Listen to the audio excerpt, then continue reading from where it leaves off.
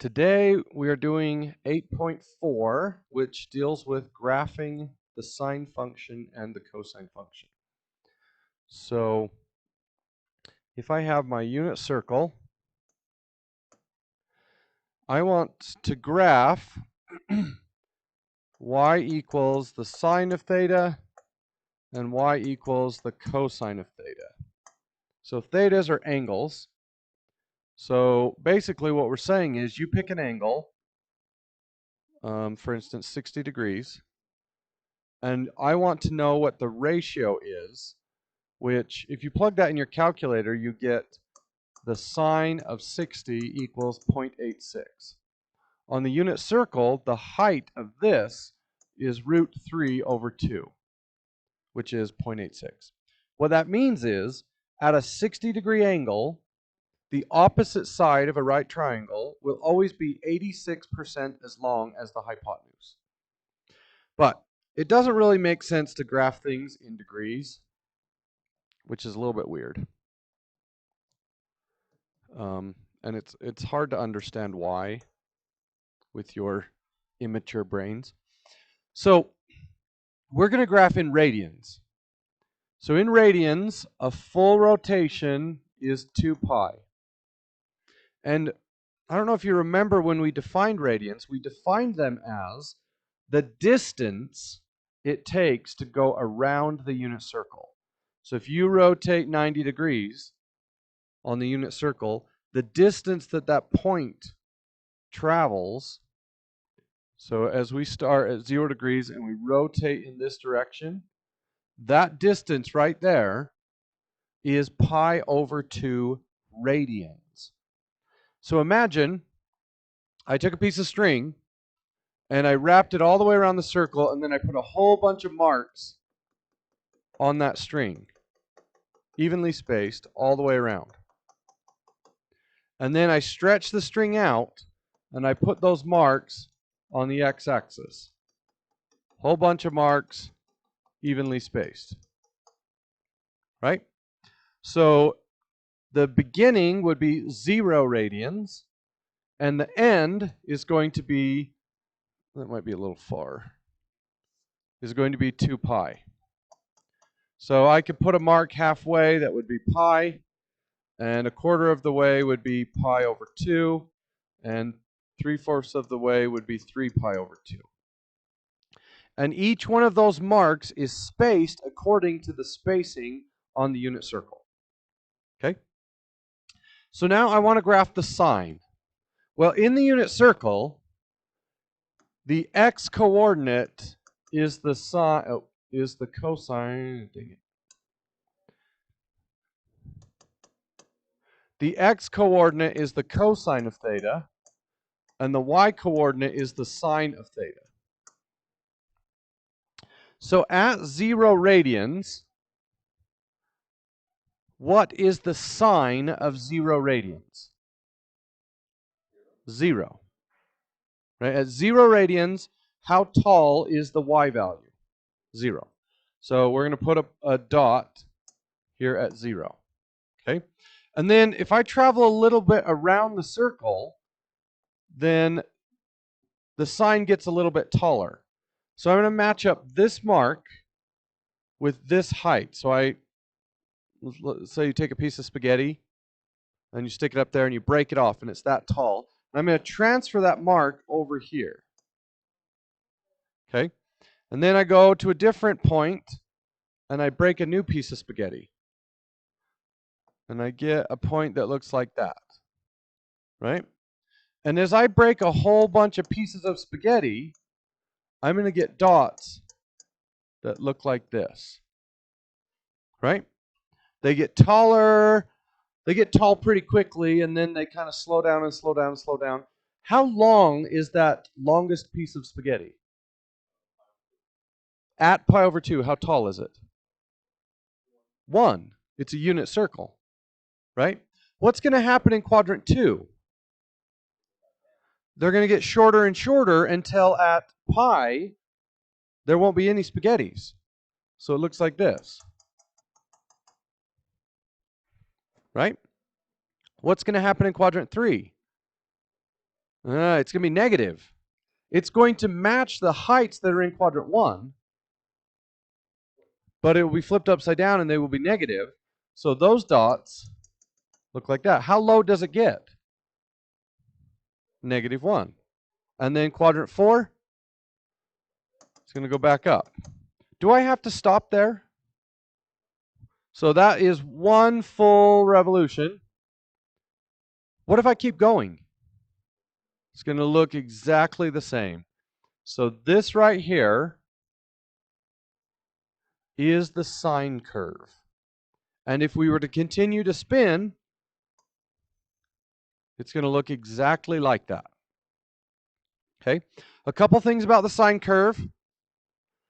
The distance from the center to the top is called amplitude. Amplitude. That's how tall the top half of the curve is, or the bottom half of the curve. So in this case, the amplitude of the sine curve is 1. All right. What about the cosine? What is the cosine going to look like? How is the cosine different over here? Well, it's the x value. So how big is the x-axis at 0 degrees? No. What is the x-coordinate? It's not quite opposite, but you're close. No, it goes along the x-axis. How far is it from here to here? 1. So at the 0 mark, I start at 1. What's going to happen when I go to my next point? It's going to be a little bit shorter. So I transfer a point that's a little bit shorter. And as I get closer and closer to pi over 2, what happens? Gets smaller and smaller and smaller, right? What about quadrant 2? It's going to get bigger, but it's also negative. The x coordinate in quadrants 2 and 3 will be negative. So we start short and we get taller and taller and taller until I get to pi. And then what happens at pi? It gets shorter and shorter until we reach 0. And then what happens in quadrant 4? We get longer and longer and longer until we max out at 1. Okay. That is the cosine curve. Do you notice anything about the cosine curve? It's exactly the same shape as the sine curve. If I were to take the cosine curve and push it to the right, then it would perfectly match up with the sine curve. And if I kept going, right, it would just repeat the same thing over and over and over. All right, so another thing you need to know about sine curves and cosine curves is it is very valuable to know how long does it take to complete a full cycle. So basically you pick anywhere on the graph and then you measure how long does it take to finish a full cycle. So that would be to right here. Why isn't that working? Right? And then you measure the x-axis. How far is that? Well, one full cycle for the sine graph is 2 pi. What about the cosine graph? It's also 2 pi because they are exactly the same shape. They've just been shifted left to right. Okay? This right here is called the period. And we call sine functions, or any function that repeats over and over and over at regular intervals, we call them periodic functions. Now, the use of the word period is a little bit revealing. Cycle that occurs over and over at regular intervals. Yeah, I've heard that word before. The boys are lost. That's okay. That's where the phrase came from. So that is a mathematical term, right? That's the length of a cycle. And periodic functions have cycles that happen at regular intervals. Okay. So what if I start messing with the sine graph and the cosine graph? So let's get a new page. Let's graph the sine function. And the important points in the sine function, again, are pi over 2, pi, 3 pi over 2, and 2 pi. Okay, and then the cosine graph has a little bit different shape, but the critical points are the same. We have pi over 2, pi, 3 pi over 2, and 2 pi. All right. What if I wanted to graph the y equals the sine of x plus 1?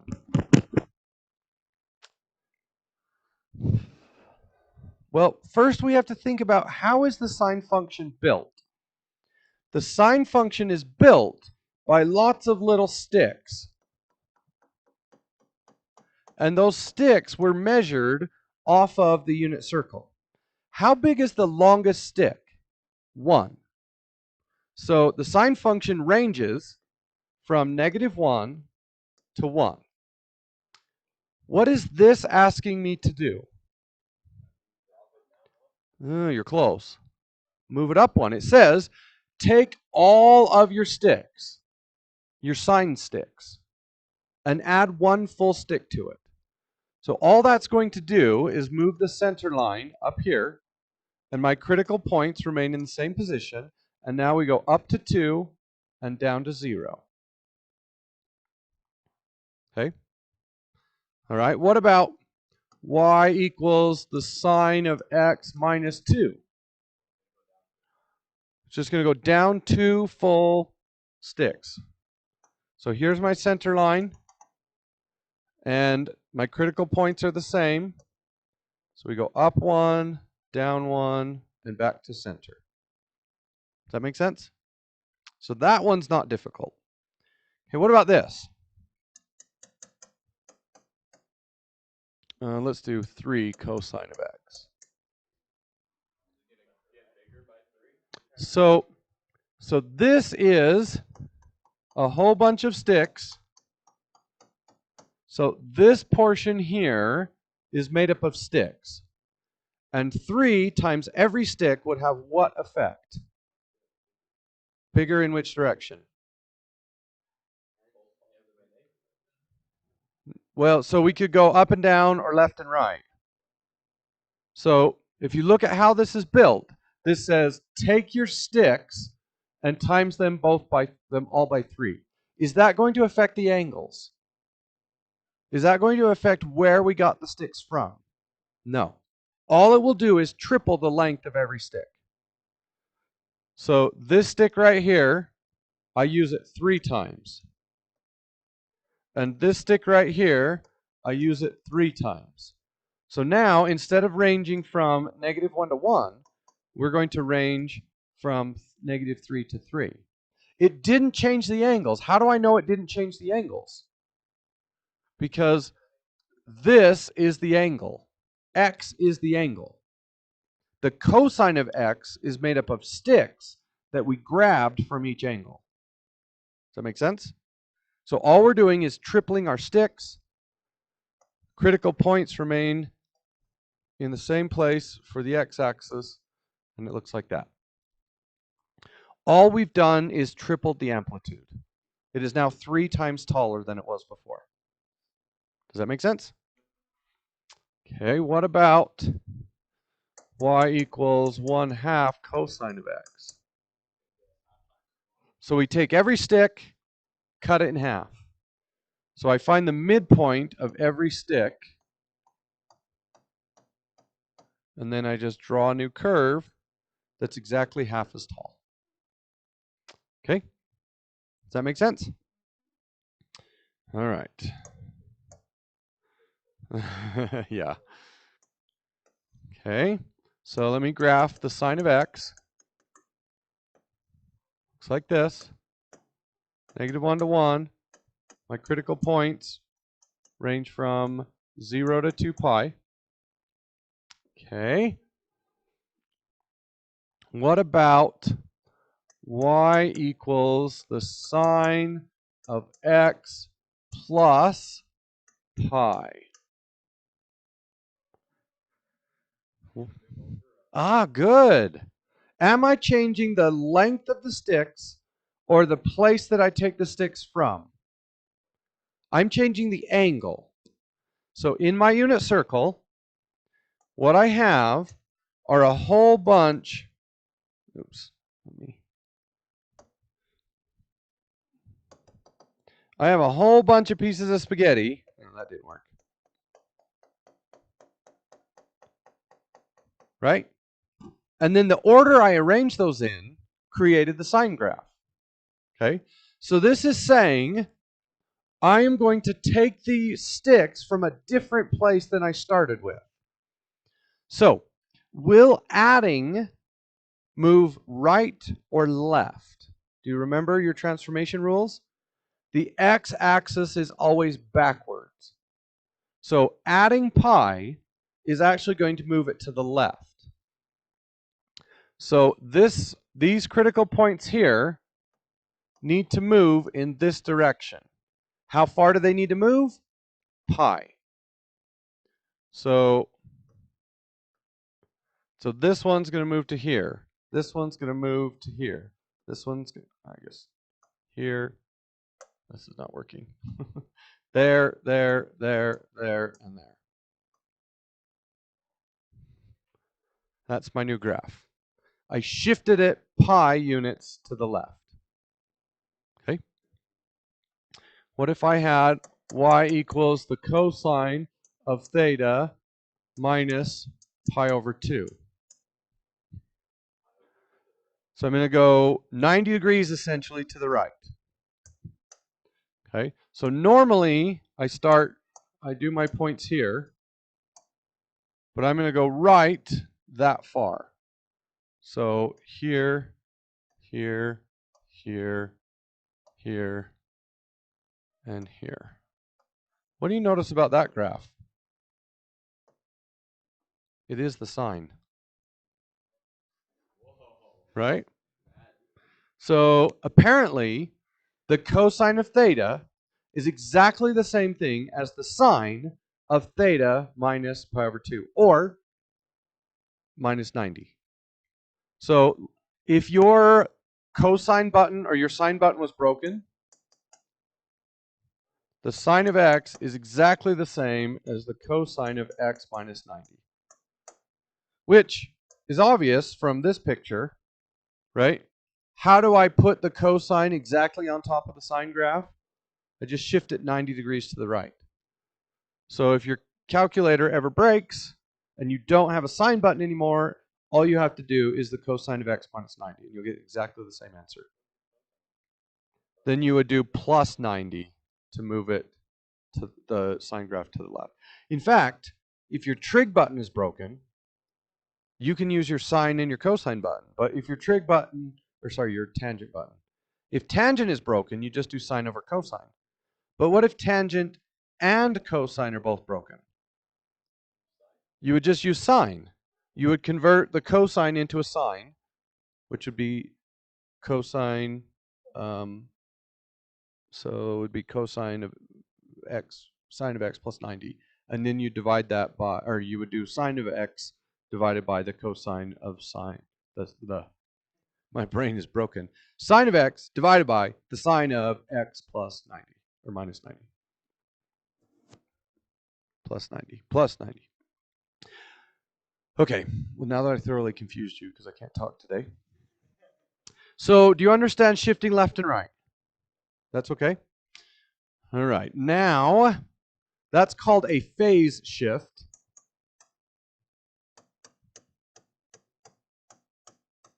So, if you are moving left and right, that's a phase shift. Has anybody ever heard of three-phase power? No? So, the power running the lights in this room and the power that runs your house is called single phase power. And it's alternating current, and the current comes in a sine wave, and it has a frequency of 60 hertz. Hertz just means how many vibrations do you have per second. So what's happening with the power at your house is it is cycling 60 times every second. So the wires in your house, there's not a positive and a negative. You have the hot and you have the neutral, right? And for a very small amount of time, the black wire is positive and the white wire is negative. And then they flip, and the white becomes positive and the black becomes negative. And that flip happens 60 times every second. It switches between positive and negative, positive and negative. Now in your car, it's totally different. In your car, the energy moves in one direction, DC power, right? So in DC power, the electrons leave the negative side of the battery, go through, run the electronics, and then they re-enter through the positive side of the battery. Okay? So you actually have a flow of electrons that moves around in a circuit. Okay?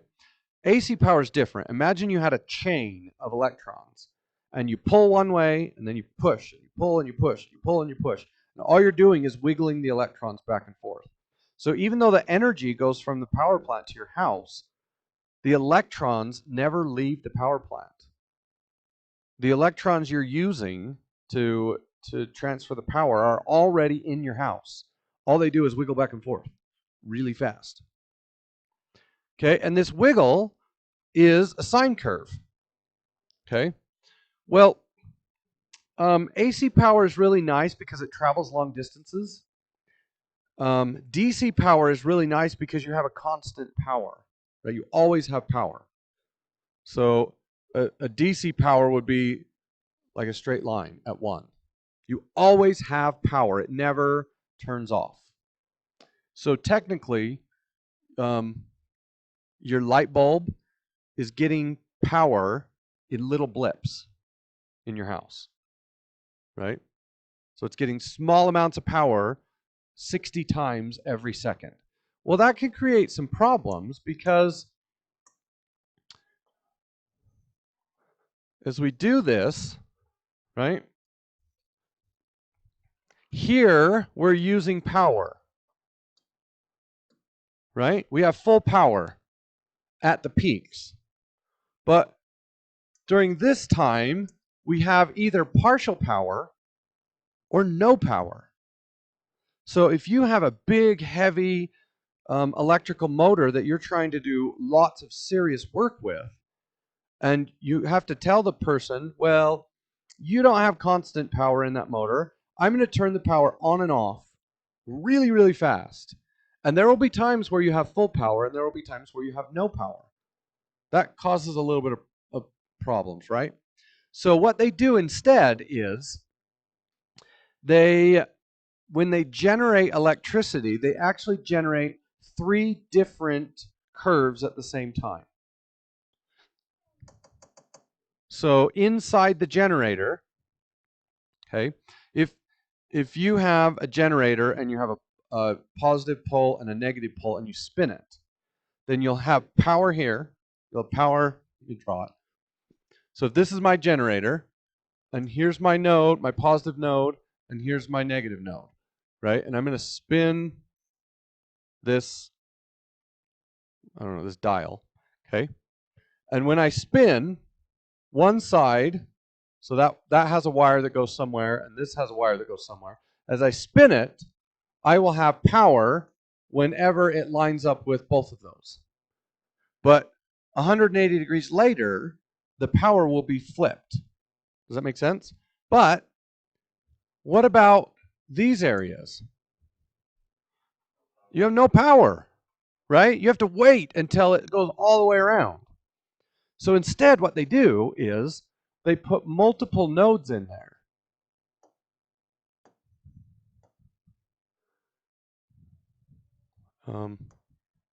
Oh, that's not what I meant to do. I'm not drawing this picture very well, but oh, geez, I really botched that. I should just go home. Like I did not bring my A game today. Okay, so positive, positive, positive, negative, negative, negative. Have you ever noticed really big transmission lines? How many wires do they have? They have sets of 3. Now, sometimes the sets of 3 come in doubles, but you have sets of 3 plus an extra safety wire. Okay, so what we do is we put 3 spinners in here, right?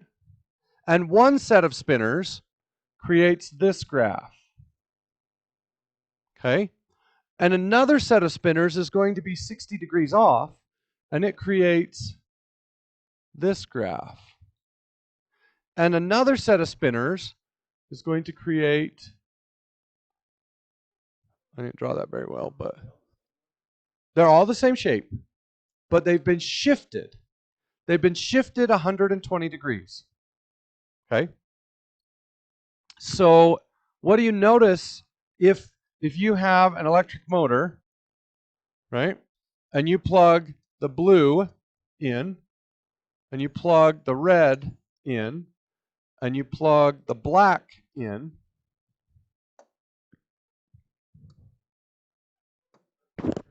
right? So basically your motor is a reverse of this.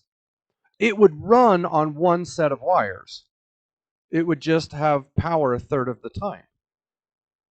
But now it's like a triple electric motor in there. It runs off 3 sets of wires. And what do you notice about the power? Do you have constant power? No. I wouldn't say constant power, right? But now instead of getting power 60 times a second, you're getting power 180 times a second. Now, what about two-phase power? Doesn't exist. You could create two-phase power, but nobody does. Just because the advantage of three-phase power is just better. It's more constant, and anyway, three-phase power is what we've decided on. Yes, AC. Yep, because DC is constant. You always have power all the time, right? It's either on or it's off. Yeah. If you take a DC motor and you spin it backwards, you will create DC current.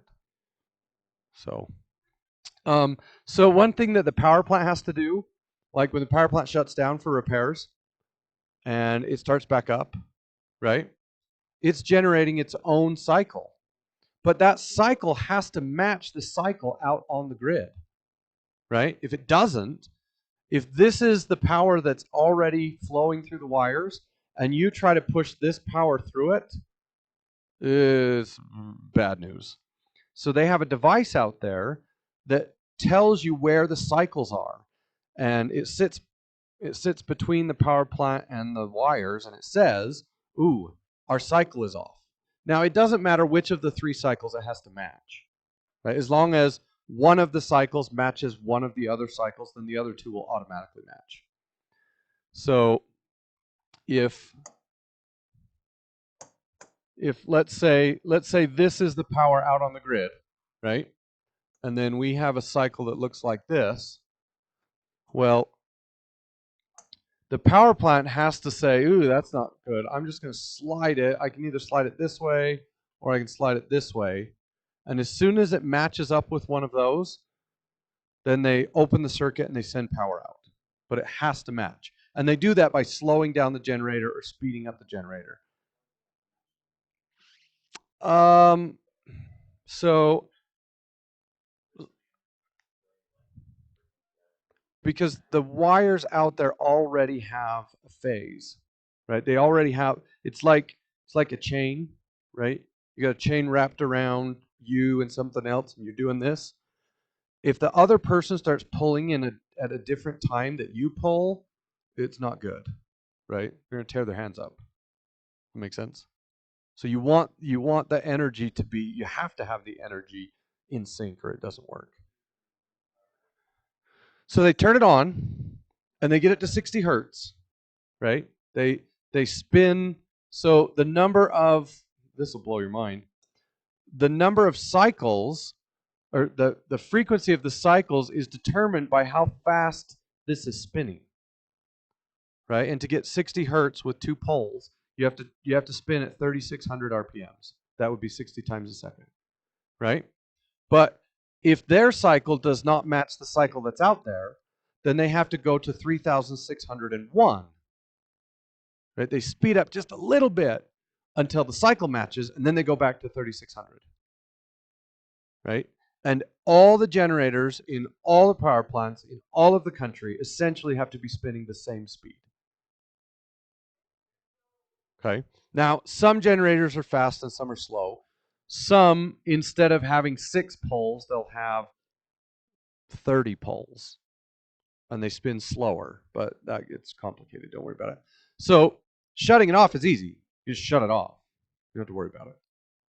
But if for some reason the power plant's generator started spinning too fast, then the cycles would be all out of whack. It would mess up the whole power grid. It would screw everything up. So your car generates AC power. Does it have a sync scope on it that will match? No. So what you do is your alternator sends out AC power, and then it has a rectifier that spits out DC power. So the AC power does not travel very far in your car. Because is your engine always spinning at a constant speed? No. So the period of this changes. When you rev your engine, it cycles faster. When you slow your engine down, it cycles slower. But you don't care, because all you're going to do is convert that straight to DC power. And then you don't have to worry about it anymore. So why do you generate AC power? AC power is a little bit easier to make. It's more efficient to make AC power. You can make DC power, but AC power is more efficient to make. It doesn't take a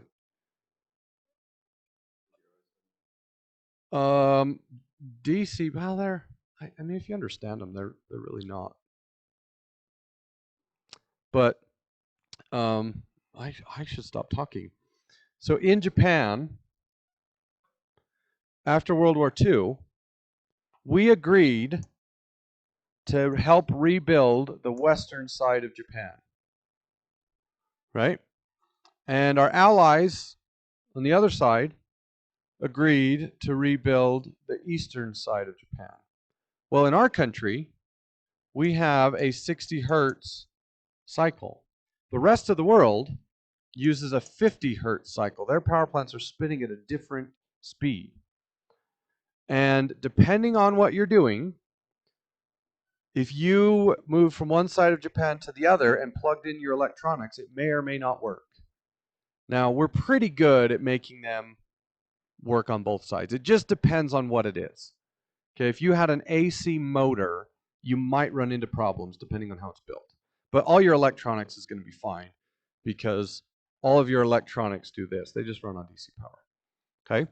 Well, there was a tsunami not too long ago, 15 years ago, wiped out a nuclear power plant in Japan, and a big section of Japan lost power. Right? Ruined the transmission. There was plenty of power on this side of the hill. Right? They had power up here, they had power down here. They didn't have any way to get the power this way, but they could not get power from the other side of the country because their system is built on a different frequency. You can convert it, but the equipment doesn't, the infrastructure is not in place. You could build devices that switch it, right? You can buy a device that will take the power from your DC battery. Inverter is what you're thinking. You can invert DC power and create, and basically what you're doing is you have a switch that just does this. It connects, so positive, negative, it just flips back and forth 60 times a second. They do it electronically. But the infrastructure to do that doesn't exist in Japan. And that problem is still present. Okay, sorry. That was a lot more than I wanted to do.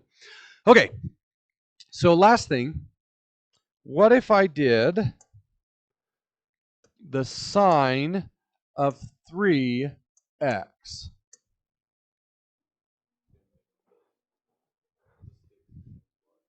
No, the sine would be the sticks, right? X is the angle. So I'm going to change where I get the sticks from.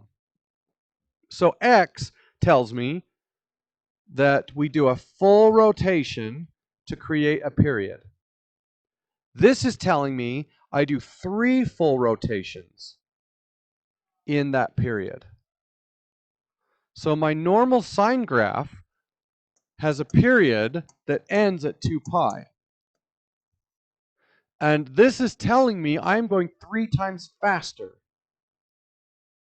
What would that look like? 1, 2, 3. Yeah. Right? So in that same time frame, you need to do 3 full revolutions. And actually, this is really easy to remember because the x-axis works backwards. You would think multiplying the x by 3 is going to stretch it. So it actually compresses it. Okay? This is called a period shift. And the formula for the period shift, so the period is 2 pi divided by a. And a is this number. So 2 pi divided by 3, that is my new period. So I'd go over here. This is 2 pi over 3. Halfway, quarter, 3/4. Oops. Okay, so I'll show you what that looks like in ALEKS.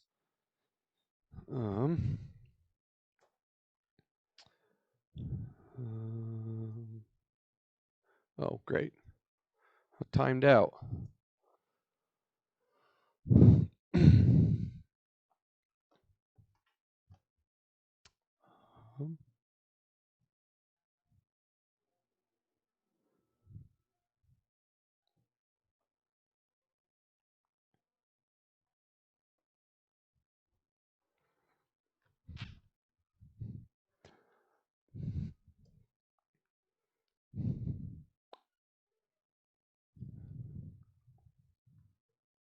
Almost there.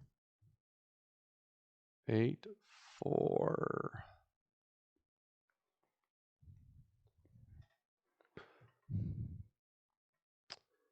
Okay.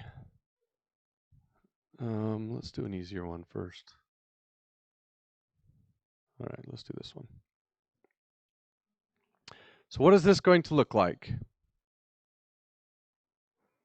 Well, it's 3/2 times the cosine of x plus pi over 3. So I know that my amplitude is going to be 1.5. So I'm going to go up to here, and I'm going to go down to here. Everybody understand that? Okay. So normally the cosine would look like this. Nope, that's a sine graph. I'm sorry. Of course I messed up. Okay, so the cosine would look like this. And then what does that do? Shift it left, pi over 3. How many marks is pi over 3? So if I count, this is 1, 2, 3, 4, 5, 6. So each mark is pi over 6. So how many marks do I need to move to get pi over 3? 2. So I need to go left 2 points, left 2 points, left 2 points, and left 2 points. And it says you only need to draw 1 cycle. And left 2 points. So you just need 5 points. So I pick those points and I push the graph button and I get that. Okay. That's easy enough, right? Okay. Now, let's do this one. All right, amplitude. Amplitude is the number in front. So the amplitude of this graph is 1. That's the height from the center line to the top. The period So P is always 2 pi divided by A. And A is this number. So I take 2 pi and I divide it by 3/4. How do we divide by a fraction? Flip and times. So 2 pi times 4/3. And I get 8 pi over 3. That is the time it takes to complete a full cycle. Yes, yeah. Now, what if this number was pi over 4? This gets a little strange. So I take 2 pi and I divide it by pi over 4, which means I multiply by 4 over pi, and the pi's cancel, and the period is just 2 radians, which means 2 radiuses. So the length of a cycle is equal to 2 radiuses of a circle. And that can happen, which is weird, but it can happen. Okay, now for the one that people struggle with.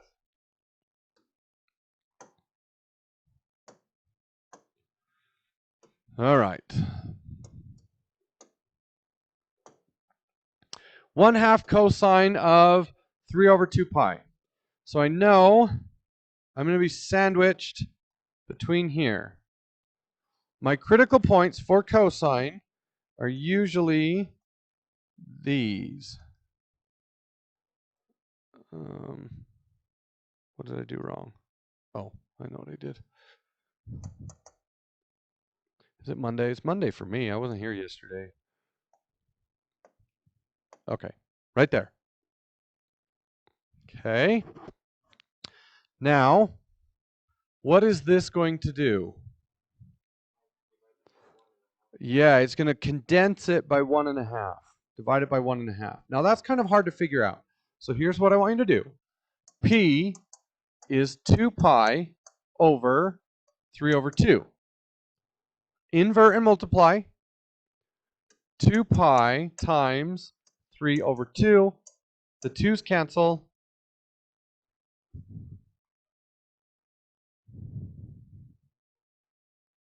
And I get the period is 3 pi. Wait, did I do that wrong? I did. 2/3. There we go. So I get 4 pi over 3. That is my new period. So on this graph, I'm going to find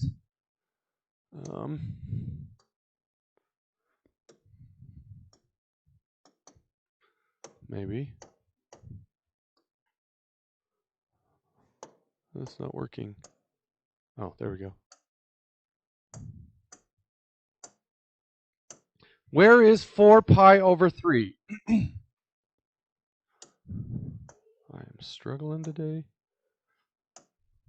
4 pi over 3 is right here. Right? I have to do a full cycle in that window. So halfway through would be this line. So those are my critical points. So cosine starts at the top, goes to the middle, then to the bottom, then to the middle, and then to the top. That would be my cosine graph. All right, let's do another one. What about 3 sine of 2 pi? So I know I'm going to be sandwiched between 3 and -3. Normally, my cosine would look like this. There, there, there, there, and there. Okay, so we're squishing it. So we do 2 pi divided by 2, and I get pi. So now I'm going to take this and squish it inside this window. So then I find my halfway point. My halfway point, this isn't really set up. Oh yeah, it is. So my halfway point, 1, 2, 3, it should work. Let me Okay, so yeah, it's not going to work in this case. I mean, the lines are in the wrong place, but it would be here, here, here, here, and here. Okay. All right, what about -2 cosine of x over 3? Let's do x over 2. So I know I'm sandwiched between -2 and +2. What do you think the negative does? Flips it upside down. So it's going to, oh, we're doing cosine. So it's going to look like this. Okay. And then a is 1/2. So I take 2 pi and I divide it by 1/2. So 2 pi times 2 over 1 is 4 pi. So my new cycle goes from here to here. So I'm just going to stretch it out. So it will do this, and then this, and then this, and then that. Yeah. So you use your formula 2 pi over a to figure out what the period is. Once you have the period, you divide it in half, and then divide the halves in half. Okay, that's it. Get to work. Sorry I rambled so much about electricity.